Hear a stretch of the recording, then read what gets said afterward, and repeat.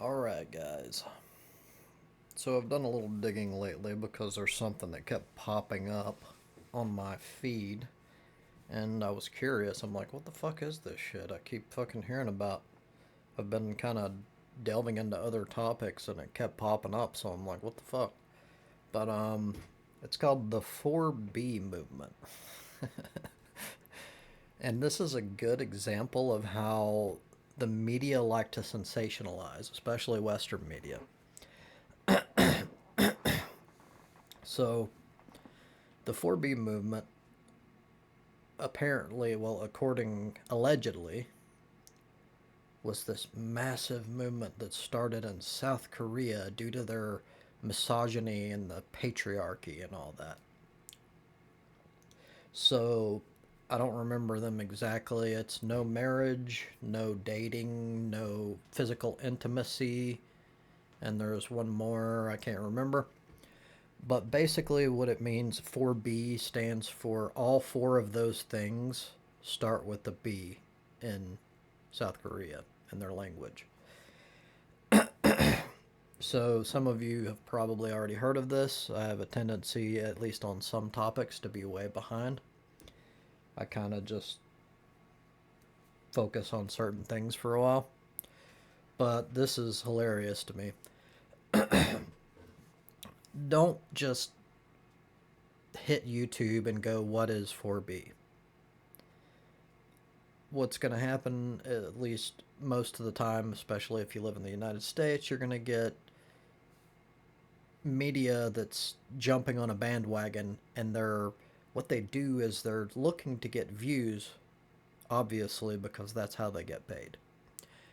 And just like with the media, and oftentimes it is the media that has these videos and articles, etc., they make more money the crazier and the more extreme and the more offensive the article is, or video, whatever.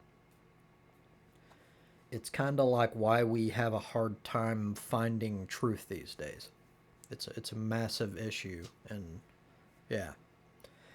But so I would encourage you to dig into the 4B movement from the perspective of people that actually live in South Korea. It shouldn't take you long, it didn't take me very long, to realize that it's all bullshit. So what happened is some feminazis from the West, not feminists, feminazis, the man-hating, just vindictive shit human being type people. Um, they either someone in the very beginning just completely made it all up, or it's this extremely tiny, marginal, like very low percentage group thing that happened in South Korea, and they just blew it out of proportion. And then now, if you'll watch both sides, it's very interesting, and you learn a lot from it. So look at Western media and look at how they're covering it and how it's this worldwide phenomenon. And by the way, it actually, at least in the United States, it's gaining a little bit of steam because of this sensational covering. And it's sad. Like, even if it were true that it's this really popular thing, why the fuck are you just gonna do something just because other people are doing it? Like, that's just sad. Like, do you not have a brain? So, anyhow,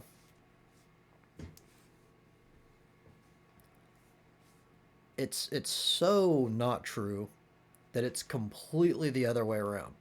In South Korea, they have a massive booming fucking intimacy fucking it's even an industry.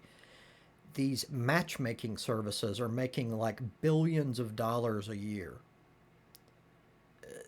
Like, if you talk to people from South Korea, or women especially from South Korea, they'll tell you that, like, either one, they've never even heard of it before, or two, they've heard of it and it's just this crazy marginal group of people, similar to how feminazis are in the United States. So either they got excited, the feminazis from the West, they got excited, they heard about it, and they're like, "Oh my God, yes, finally, we're gonna destroy the patriarchy," or whatever. Like, there's so many like short clips of videos of people from the West that are like, it's just so hilarious that they're literally killing themselves off, like their population is in such a massive decline that like South Korea won't exist in so many years just so they could say fuck you to the men that are pieces of shit. And it's like all this fake fucking bullshit that was just made up. And I will say that it's really sad when you have to lie to fucking get your message across. If there's a legitimate problem, and I would say that a majority of people are at least semi decent, just use your fucking logic and use examples and actual frickin' data to support your case. And if you have a legitimate case, most people will be on board with it.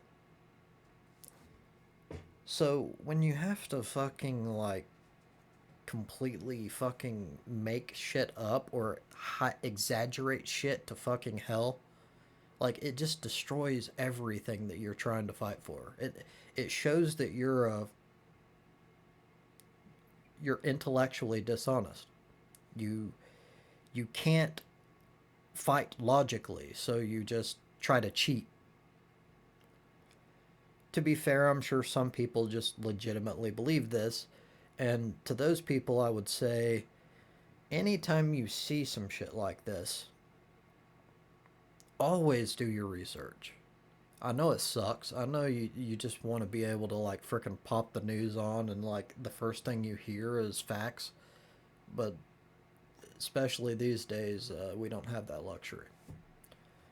So, yeah, the 4B movement, at least the alleged 4B movement, is similar to like the men going their own way thing, which is very similar. See, it's this extreme thing that your average person is like, what the hell? Like, why? It sparks their interest, and it's like it's extreme, it's sensationalist. And then it became this huge deal. Although, again, it's extremely tiny when it comes to actual adherence. It's the same as like feminazis. The media cover things that are sensationalist because it makes money. It gets clicks. That's not representative of the real world. They're going to make it seem as if this is this huge, massive, sweeping thing that's like gonna change society as we know it. It's not.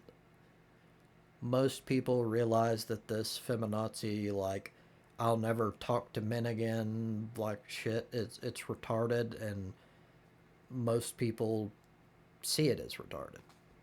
And these people will die alone, and they will maybe they'll think that they did something, but really not. What it does is it takes shitty human beings, the feminazis, and by the way, this goes both ways. It's also the men going your own way, not the original, but it morphed into this like basically feminazis for men, to where they just blame women for every single problem they have.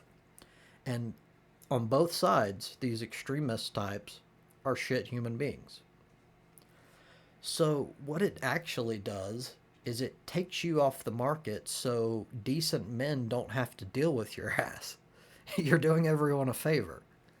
So, keep your shit going and maybe like lie to people and act like it's this massive thing when it's really not.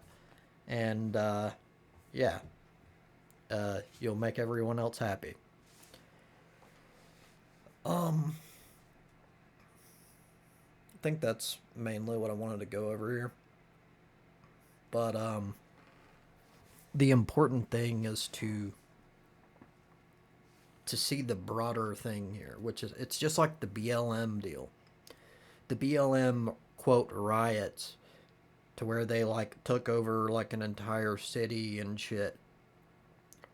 It was an extremely marginal thing, and the BLM quote riots were almost entirely extremely peaceful.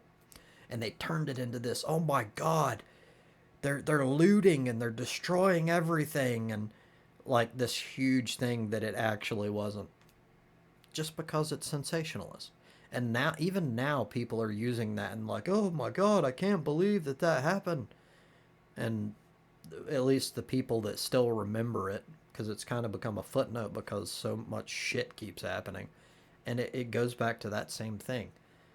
Don't just let your emotions fucking carry you away every time you see some shit like this. You need to dig into it on both sides. Thank you for your time.